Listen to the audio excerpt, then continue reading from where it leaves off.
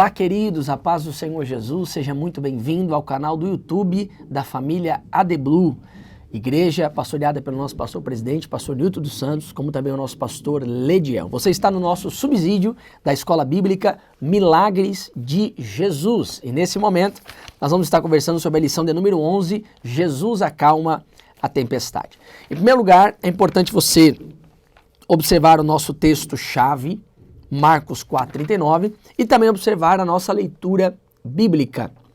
Percebendo isso, você vai entender que esse texto nos fala sobre um dos milagres mais conhecidos do ministério de Jesus. E no nosso tempo, muito cantado, muitos louvores sobre esse assunto. É um milagre muito conhecido, porém, há lições profundas em Deus que você precisa observar com os seus alunos, que eu creio que vai servir de bênção. Lembrando que você está em um subsídio, então nós não vamos ministrar a lição em si, mas sim nós vamos estar aí conversando sobre alguns pontos em especial.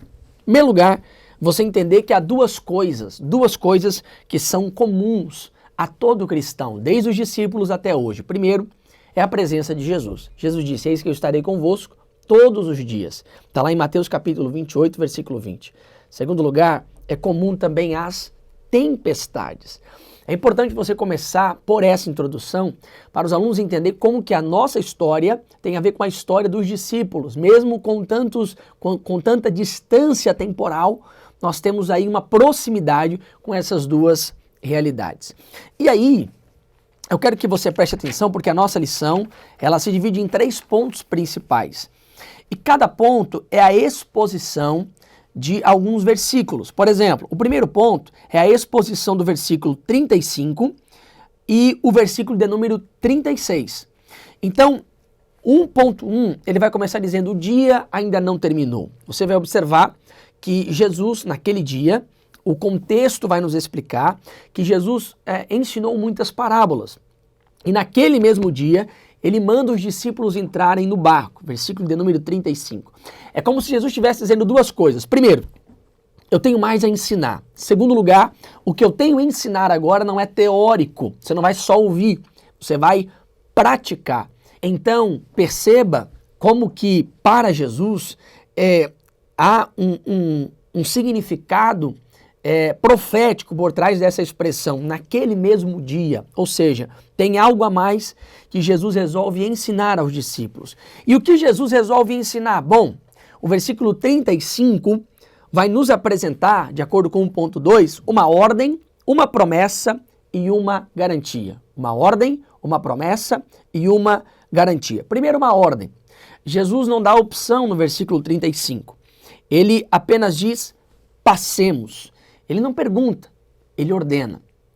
Interessante você lembrar aos seus alunos de que o verdadeiro discípulo de Jesus é conhecido pelo seu nível de compromisso com Jesus, o seu nível de obediência com Jesus. A grande marca de um verdadeiro discípulo não são somente os milagres, ou ouvir Jesus, ou caminhar apenas com Jesus por um período, mas em todo o tempo está disposto a obedecê-lo. A obediência não é uma opção, é um estilo de vida do discípulo de Jesus. Mas também é uma promessa. Jesus não diz, vamos tentar passar. Não, ele diz, passemos, é uma certeza. Talvez, se no meio da tempestade eles tivessem lembrado de que Jesus deu essa promessa, declarando que eles iriam passar, maior tranquilidade estaria sobre o seu coração. Há uma promessa. Que, em terceiro lugar, há uma garantia. Jesus não diz, vão vocês. Não, Jesus diz, vamos juntos. Ele diz, passemos. O barco que eu mandei vocês entrar, eu estou entrando junto.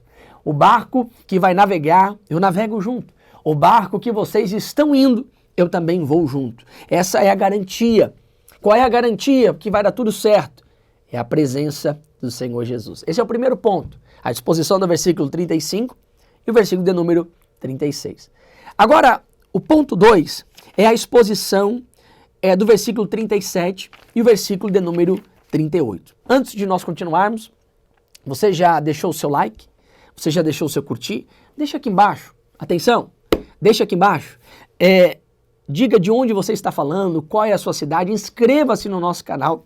Eu tenho certeza que essas lições da editora Kalel têm servido de bênção para a sua vida. Vamos lá, o ponto 2, a tempestade. Esse texto é a exposição do versículo 37 e o versículo de número 38. Primeiro, o resultado da obediência. O versículo 37 diz que o resultado da obediência é que levantou-se um grande temporal de vento. Gente, a obediência a Jesus nem sempre nos levará a águas tranquilas. Nesse ponto, é importante você fazer uma comparação com outro personagem bíblico, agora do Antigo Testamento, que tem muitas semelhanças. Barco, tempestade, viagem, só que há uma diferença entre esse personagem e os discípulos. Esse personagem que eu falo é Jonas. Jonas está num barco, Jonas enfrenta o mar, Jonas enfrenta a tempestade. Só que a diferença de Jonas para os discípulos é que enquanto Jonas enfrenta uma tempestade por causa da desobediência, diz o texto, os discípulos enfrentam uma tempestade por causa da obediência. A grande verdade é que as tempestades da vida são inevitáveis. Agora, qual é o motivo? A tempestade é uma repreensão ou é uma oportunidade de aprender lições de Deus extraordinárias na nossa vida? O que vai dizer é a sua vida. Vida de obediência são tempestades que nos ensinam. Vida de desobediência são tempestades que nos corrigem e nos colocam na rota e no caminho certo. Versículo 38 vai nos falar que eles estavam no meio do mar e acontece essa grande tempestade. A parte A do versículo 38 diz que Jesus estava na polpa dormindo. É interessante porque há uma crise aqui. Como é que há uma tempestade, os discípulos estão desesperados, mas Jesus encontra-se dormindo? A crise do silêncio de Jesus. Muitas vezes na nossa caminhada, destaque isso com seus alunos, a nossa crise não é com relação ao fato de a tempestade acontecer. A nossa crise é o silêncio de Jesus. Muitas vezes o silêncio de Jesus fala mais alto do que a tempestade.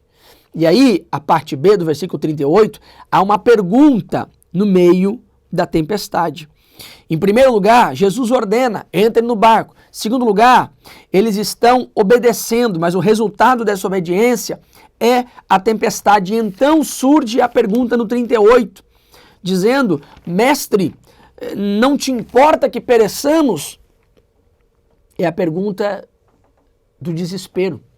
É o desespero do coração dos discípulos declarando, Senhor, o Senhor não está vendo essa situação complexa e terrível na nossa vida? Quantas vezes nós não nos perguntamos, não te importa? Não te importa que pereçamos? Só que o texto diz que Jesus estava dormindo. Dormindo, mas ele estava. Dormindo, mas ele estava. O que isso significa? A presença de Jesus é o mais importante, ainda que esteja dormindo, em silêncio, aparentemente inerte, aparentemente sem uma reação, aparentemente sem se importar, mas a presença dele é o que garante a vitória. A grande verdade é que nós devemos entender que a nossa confiança precisa estar muito mais em Jesus estar dormindo do que em 12 homens lutando por essa embarcação, porque a presença de Jesus é que faz a diferença.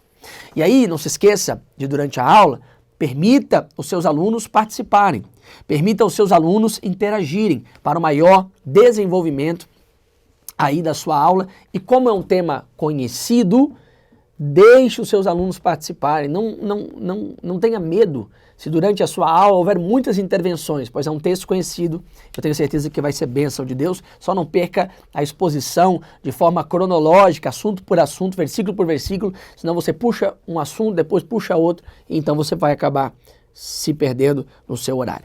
Terceiro ponto é a exposição do versículo 39 até o versículo de número 41.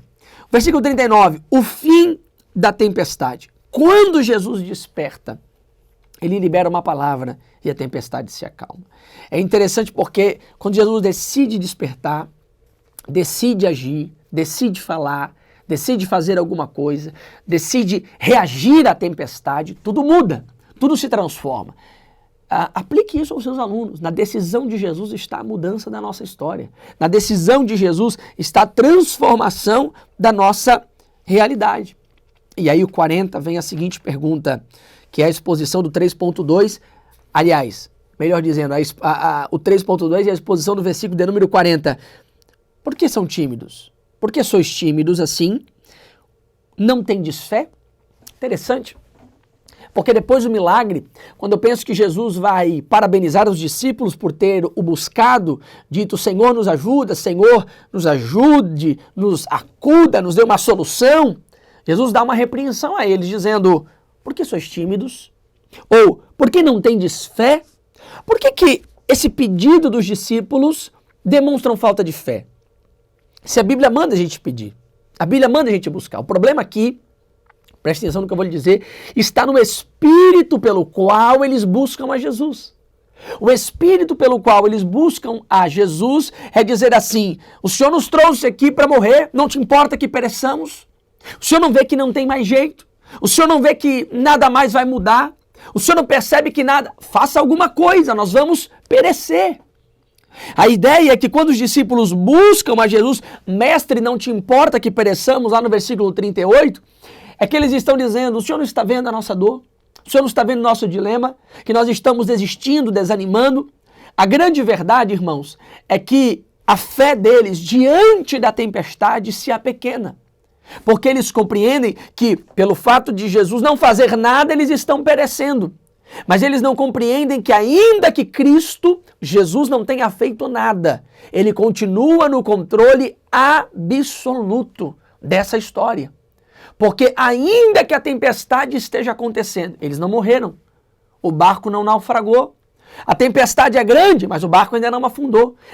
O vento é forte, mas o barco ainda não naufragou. A tempestade é assustadora, mas o barco ainda não naufragou. E eles não conseguem enxergar a providência de Deus em preservá-los, mesmo na tempestade. Porque enxergar a mão de Deus e o cuidado de Jesus não é só quando a tempestade é acalmada. É quando mesmo em meio à tempestade estamos preservados, estamos cuidados, estamos firmes, estamos seguros. Olha para o texto de Mateus 7. 2 fundamentos, areia e rocha. O vento veio sobre quem? A tempestade veio sobre quem? A dificuldade veio sobre quem? Sobre a areia, mas também sobre a rocha. Porque tempestades todos nós teremos. A diferença entre o cristão e o não cristão não é só o dia em que a tempestade termina, mas é que mesmo na presença da tempestade, nós permanecemos firmes.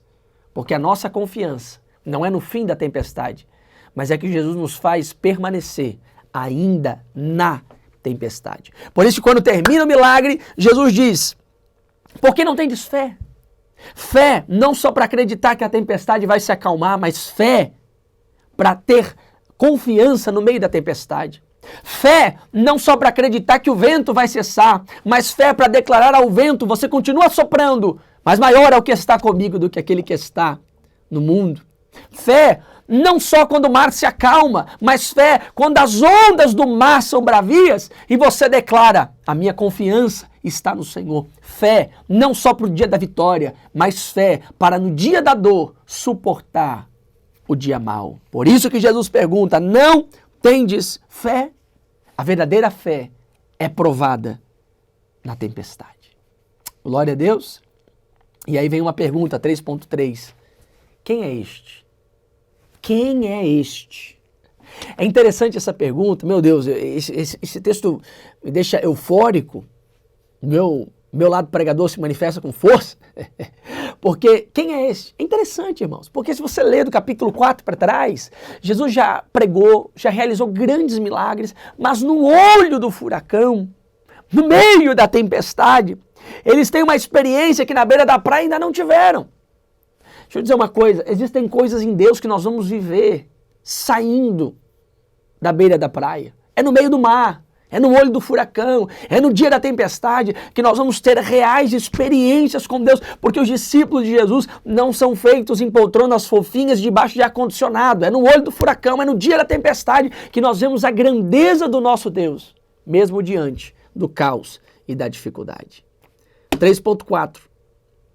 Fecha com chave de ouro, falando os capítulo 5, versículo 1, e chegaram na outra margem. Eu preciso que você entenda que esse milagre não termina no versículo de número 41. Esse milagre termina no 5:1 e chegaram do outro lado. O que tinha do outro lado, pastor? O gadareno. O que tinha do outro lado? O endemoniado. O que tinha do outro lado? Uma vida aprisionada. O que tinha do outro lado? Uma tempestade interna acontecendo em uma vida preciosa. Ou seja, a tempestade valeu a pena. Valeu a pena enfrentar a tempestade porque do outro lado tinha uma alma preciosa. Valeu a pena enfrentar a tempestade porque do outro lado tinha uma vida precisando ser liberta. Existem tempestades que se nós fugirmos dela, existem caminhos que se nós fugirmos deles, nós vamos perder a oportunidade de alcançar vidas extraordinárias, porque só quem atravessou para o outro lado é que pôde alcançar a vida preciosa. Aqui nós terminamos essa lição preciosa. Guarde cada uma dessas palavras no seu coração. Eu espero que você tenha uma aula preciosa e valiosa sobre os milagres de Jesus. Deus abençoe você, deixe o seu like, deixe o seu comentário. Até o nosso próximo subsídio. Que a maravilhosa paz do Senhor Jesus esteja sobre o seu coração. Amém, em nome de Jesus.